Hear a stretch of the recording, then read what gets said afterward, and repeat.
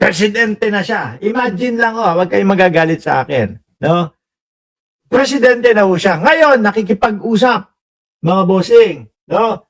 Merong mga investors na gustong mag-invest sa Pilipinas, ganito, ganyan. Paano kaya ibebenta ng vice-presidente, no? O ilalako ang dito sa Pilipinas, ganito, no? Yung mga itatayo yung mga negosyo, yayabong dito, lalakas dito kasi ganito, ganyan. Paano kaya ilalako ng vice-presidente sa mga investors ang Pilipinas, mga kababayan? Ganyan? Yung, ganito. Parang kabado ho ako, mga bossing. Kabado na tipo bang kapag ka naging vice-presidente si Sara Duterte, yung ekonomiya natin, mga kababayan, baka biglang mag-crash.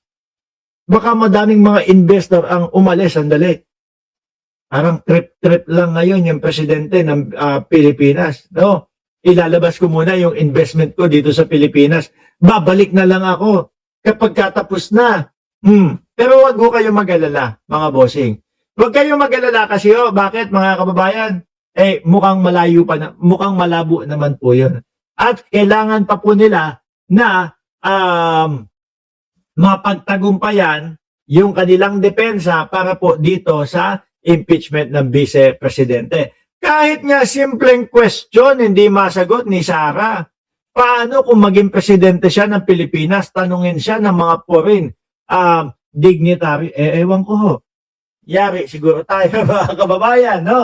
At ayoko ding isipin, no, ng buong bansa, ng buong mundo, na yung mga Pilipino, tingnan nyo, may parang may mga tarak sa ulo yung mga yan. Bakit? Tingnan mo yung binoto nila, parang may sablay din. O di po ba? Malamang ganun po ang mangyari dyan, mga kababayan eh. Ganun ang isipin nila sa atin. Laman ng libro, mangurakot, pumatay at Sabi, asan ba yun? Sabi ni Alonely TV, nandyan na din po si Sir Chris Angel. Ngayon mga bossing, meron pa tayong isang nakita dito. Merong mga espiya daw na kapwa natin, mga Pilipino. Para tredorin mo ang bayan. Meron daw pong mga espiya, kagaya ng mga kapwa natin Pilipino na ibinebenta ang ating bayan. Mabilis lang po to, mga boss chief mo, sir. Gusto ko lang maimulat sa inyo, mga kababayan, yung mga gawain ng ating ibang mga kababayan at kung magkano yung natatanggap nila para traidorin ang Pilipinas, mga bossing. Game. Magkano para tredorin mo ang bayan? May nakausap ako. Dali, tanong kaya natin si Marcoleta. De joke lang boss Rodante Marcoleta, baka bad trip ka na naman, baka nakasibangot ka na naman dyan, biro lang naman. Di ba? Biro lang. Minsan pagpasensya mo na kami, Marcoleta, bakit? Kasi minsan, hindi namin maiwasan na magkomento ng mga ganon, lalong-lalo na doon sa mga nakikita naming pagkilos mo at pagtatanggol sa China. Kahit na sabihin mo pa paulit-ulit sa akin, kailan ko pinagtanggol ang China? Di ba? Noon, nung nandun kayo sa hearing ni Senator Panfilo Lacson, sinabi ko? I-give up ang KIG. There is no such as West Philippine Sea. Hindi rektang sinabi ni Marcoleta na ipinagtatanggol niya ang China. Pero lahat po nung kanyang sinasabi, makapagpapadali po para sa China para mawalan tayo ng karapatan, mga bossing, doon sa mga isla. Again, pakinggan na natin. Ang tatlong Pilipino na naging espiya ng Chinese nationals. Yung dalawa, kawani ng gobyerno, mga staff ng Department of National Defense. Yung isa naman, ka-close ng isang taga-Philippine Coast Guard. Grabe, beruin mo. Nandyan pa ho talaga, mga kababayan, ka-close ng Philippine Coast Guard. Ma'am Chris Ro, shout out po sa inyo. Sabi ni Patricia Sakaki, yayamin si Boss Mark. Hindi, no. Sabi ko, magsasando na nga lang ako. Nakasando na nga lang tayo Go. They were young, they had access to information, and most tragically of them all, they were in dire need of money. Silang tatlo, over a period of 2 years, handed over to their handlers sensitive information about the Philippine security and defense plans, O, kita mo? Hindi o kaya gustong-gusto ng Vice Presidente na siya ang maging Department of National Defense. Sabi, sino ba yun? Ni Ma'am Banji San, ulyanin na si Marcoleta sa mga sinasabi. Oo, biglang nakakalimot to yan. Biglang sinasabi, hindi niya na hindi niya sinasabi iyon eh. Ma'am Neng Gigi, shout out. including yung missions to the West Philippine Sea. And here's what I learned. Espionage, it isn't sexy. It happens right before our very eyes and in the most mundane of ways. Taking pictures of sensitive documents, reading of group chats na di ka naman kasali. Grabe, ano?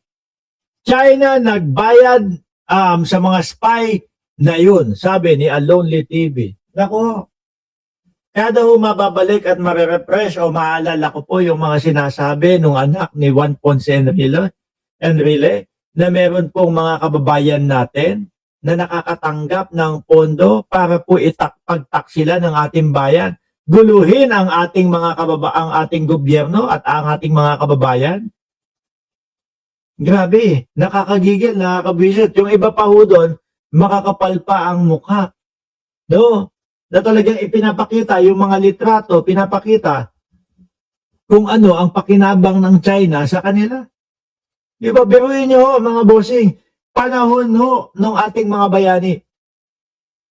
Panahon ng ating mga bayani, hindi sa kanila alintana kung sila ay mamamatay doon sa pagtatanggol sa ating bayan. Pero hindi ho ito.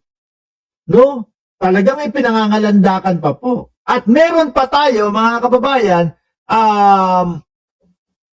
senador at mga senador, na halos ang ipinagtatanggol po ang China, mga boss.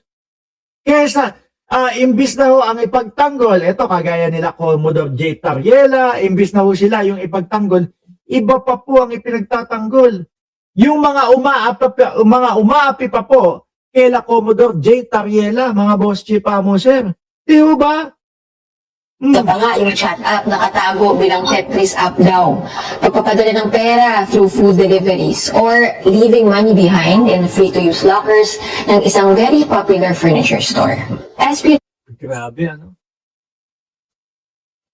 Talagang pera-pera na lang. Ako siguro hindi ko masisikmura ho yun, mga kababayan. Yung ipagkakanulo mo ang iyong inang bayan, ang Pilipinas, nang dahil lang po sa pera, mga bossing? Hindi. No? Wag nating gagawin iyon. Given na yan, nagbayad ang China, investment for future Philippines is rich in natural and beautiful country. O yan. Totoo mga boss. No? Kaya nakakalungkot na mismong sa gobyerno pa ho natin at mismong mga kababayan pa ho natin, mga boss chief sir, yung nagkakanulo sa ating bayan. Ngayon buti hindi binigay ni PBBM ang Department of National Defense kay Krung Sara, sabi ni Ardayan. At buti kamo, maaga nilang nakita, no?